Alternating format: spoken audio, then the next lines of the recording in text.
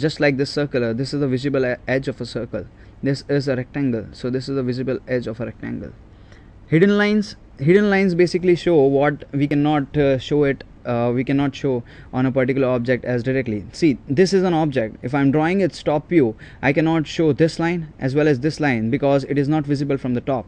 So the top view will be drawn with this edge is visible, so this is a visible line. This edge is visible, so this is a visible line. Again, this edge is visible, so this edge is visible, so this is a visible line. But this edge is invisible, so I draw it with a hidden lines, that is my dashed lines. Center lines, we use continuous, these lines, thick lines made up of long and short dashes, as we discussed. As you can see, this circle is this is the center line of a circle, and this is another shape that has its symmetry about this particular center line, and this is another center line for the circle because circle is symmetric in all 360 degrees. Dimension lines, these are noted for making the dimensions. These are my rays which extend from both sides and leave the space in between as shown here. Here I write my figure, say 20 mm, 30 mm, 50 mm, whatever it is. Extension lines, these are particularly to show the dimensions. These lines have an endpoint, so this we take it as the endpoint, and we consider these rays end up till here, and we can give the dimension again here. The leader line, this shows wherever we cannot directly write or say the distances between the two endpoints is very small, we use the leader line to show its diameter or to show its measurement or whatever. Fathom lines, as we discussed, the initial position and the final position. The initial position is drawn with a continuous thick line or the visible line, and this is the fathom position which will be drawn by the fathom lines or say the datum lines. The sit-on lines, this is a stitch line. Stitch line is something where, say if this is an object and we have to weld this object, so this particular welding will be contained on this particular line that has been shown. So this is the stitch line that we see. Now the next comes is the break line. The break line, if you have a long line, which shows that this object has been created in between. If we have short lines, it shows a section of the particular object. Cutting lines, it shows that from here there will be an output, and here there will be an output or say input, whatever it is. Cutting planes, now if you want to cut this kind of plane and show the cross section of this particular area, so this is the cross section of that area, and which has been designated by this particular line. Moving on, now we have discussed everything. We have discussed sheet, we have discussed what are the instruments that we are going to use. But for labeling that particular sheet, it is very important that we use this title block in our sheet, which is there on the right hand bottom side of the sheet. Now it contains particularly required information. Apart from this information, the engineer who is interpreting it does not need any other information. So for institutes, this is the particular standard. I'll write the name of my institute. First, this is the title blocks. Now the dimension of the title blocks is 175 mm, that is horizontal line. As well, now this line has 8 parts, 1 2 3 4 5 6 7 8 and 9. 9 is 72, so this is 72 mm long. Okay, the information that I need to put in these particular blocks with particular dimension, name of the college, the place of the college, what actually is my projection. I'm using an orthographic projection or I'm using any other projection. Now this particular, what is this sheet going to be used? It's going to be used for reading, so I'll mention reading. This shows the angle. This is the third angle projection or first angle projection. This diagram will tell me that it is a third angle projection. Then this is my drawing number. If I'm say this is my sheet number 22, or say this is my sheet number 2, so I'll say this is my sheet number 2. On the left hand side, I'll have the date and sign of my teacher. This is my starting date, the date on which I started drawing this particular drawing. So I'll mention the date. At the end of the lecture, I can have a signature from my teacher that I have started this. Then once I have started drawing, I'll have a rough, sometimes I have a rough structure, so my teacher tells me, or I'll tell my students, okay, you have to make it fair, so I'll draw it again. So this is the fair date, okay, on which I have drawn the fair thing. I'll have the signature again, and the date of completion is there. Now again, the other important things that we need is we need the name of the students, on which semester it is, the roll number, and the most important of all, I need the scale. I need the scale on which the drawing is done. We'll discuss plane scale later on, so you'll understand what is the particular use of that particular scale. Plane scale. As I said, we are going to discuss scale, so we are using plane scale. Now let us see what a scale is. If say, let us consider, if I need to draw the map, the area, or say the globe, the radius of the earth is 6400 kilometers. How can I depict on a paper? I cannot draw 6400 kilometers on paper, because for that production of that kind of paper I need God to come down. I won't be able to produce that kind of a radius of paper. So what I'll do is, I'll make a scale. I'll say कि 1 mm is equal to 100 kilometers. So I can have the radius of the earth as 64 mm, because 1 mm is equal to 100 kilometers. So 64 mm will be equal to 6400 kilometers. So I can draw the map of earth, or say the globe, on a paper which can accommodate 64 millimeters. So there are two types of scales basically. We have a reduction scale and we have an enlargement scale. For reduction scale, as we discussed an example, that the earth can be summarized in 64 mm, because we have a scale of 1 mm is equal to 6400 kilometers. 1 mm is equal to 100 kilometers. Now secondly, there is an enlargement scale. Enlargement scales are basically for very tiny objects, say electrons. Electrons might have a diameter of say a few nanometers.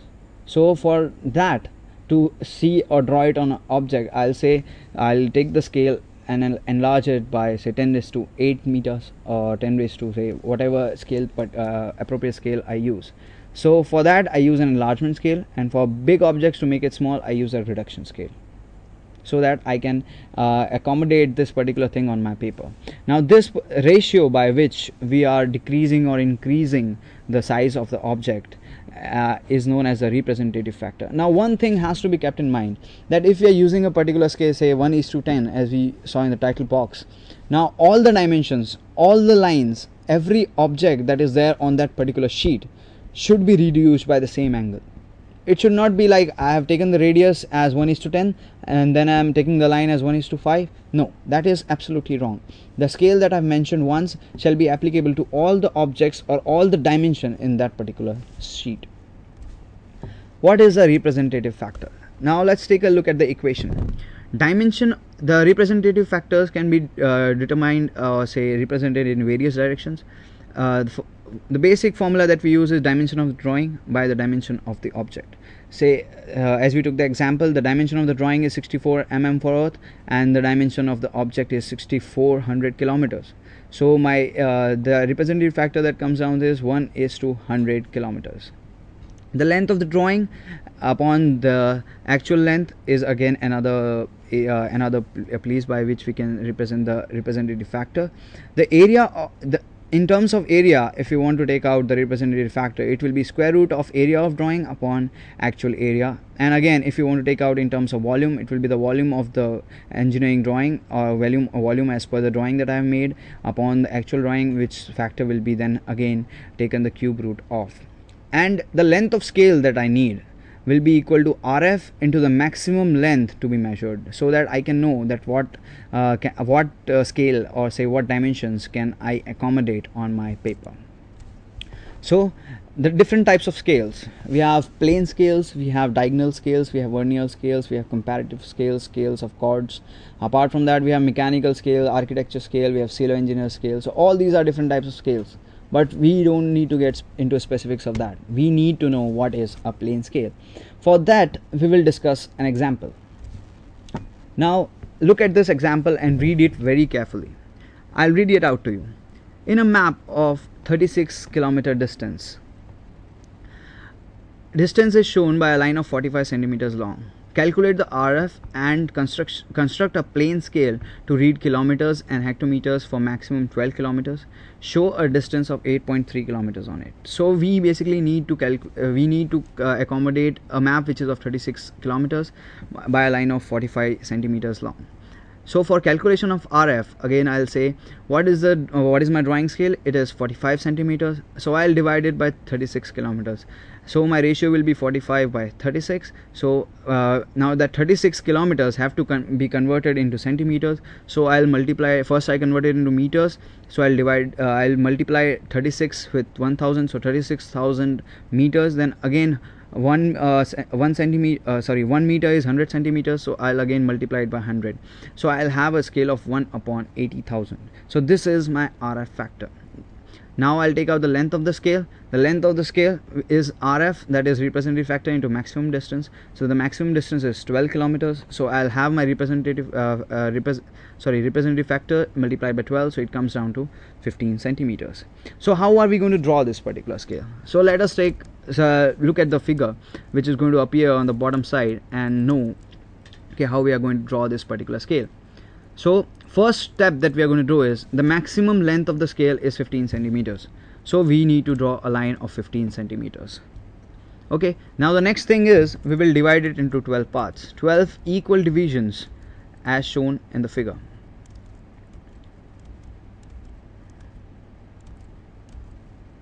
Okay, now we need to label it from 0 to 11. Now before 0 we'll take millimeters. So we will millimeters of the scale and divide it into 10 parts. So 0 to 10 as shown, and this is 5, that is the mid object. Now the next thing that we are going to say is we are going to represent the lines. So this is the scale that we have formed the scale. Now the scale is in kilometers, and this particular will be known as hectometers. This is the representative scale, plane scale showing kilometers and hexameters as required in the question. The next thing is I'll take the mark. So the first thing that I need to mark is 8 kilometers. So my first line would be from 0, this is 1, 2, 3, 4, 5, 6, 7, 8 kilometers. So this is 8 kilometers. Again I need 0.3 kilometers. So I'll go back. How much? I have divided this into 10 parts. So each part is 0.1. So 0.1, 0.2, 0.3. So this is 0.3 kilometers. So this particular scale will be 8 kilometers and 3 hectometers. So we have this particular scale or the solution for this particular question. Any other interpretation of plane scales can be made in this kind of a manner. So we come to the end of the introduction part of engineering graphics. The brief description of the next part that we are going to discuss is loci of points. This is a very interesting thing. Now we have understood what will be the basics. Now we are actually applying that engineering drawing to a real object. Let us see. First of all, let us know that what is a locus. A locus is a path of the object which follows a certain condition. Now I would like you all to look at me. If I am standing up right now, this is my particular position. Okay, now as I move, just take a look at my hand. This is a particular place. So this punch shows the point. Now as I'm moving from left, 1, 2, 3 steps. So I have moved horizontal 3 steps. Along with that, this point has moved. So the locus of this point would be 3 steps, a straight line of 3 steps. Now again, if I'm going to come forward, so 1, 2, 3. Now I'm coming forward in a vertical direction with this point. So this point again is moving with me. So this vertical line of 3 steps. So I'll trace back the same path, 1, 2, 3. So I've come back to the same position that I was on my first step. Now I'll move 1, 2, 3. So I've come back to my original position, and the point also has come back to its original position. The path that is traced by this particular punch, or say this particular point, is the locus of that particular point. So let's move on. Let's see a more graphic representation. This is a cow which has been tied to a pole in any dairy, or say in any farm. So what will be the particular locus that it can maximum trace? So let us see what all condition we have. A cow is grazing in a field. It moves at a maximum distance of 5 meters from the pole, which will be the length of the string. So what will be the locus of that particular cow? So let's take a look. This is the path that we have to trace. What is the necessary condition? that it should be at 5 meters always from the pole. So this is what my locus will look like. Boop! At the end the cow says, I've finished my circle, so I've finished my locus, so now it's time for me to go. Moving on, another example. If the cow is running on 2 legs, let us imagine a cow running on 2 legs. Now what will happen? This is the cow which is dancing and running on 2 legs. Necessary condition is that it should run in there is a straight level road and it should run in a straight line.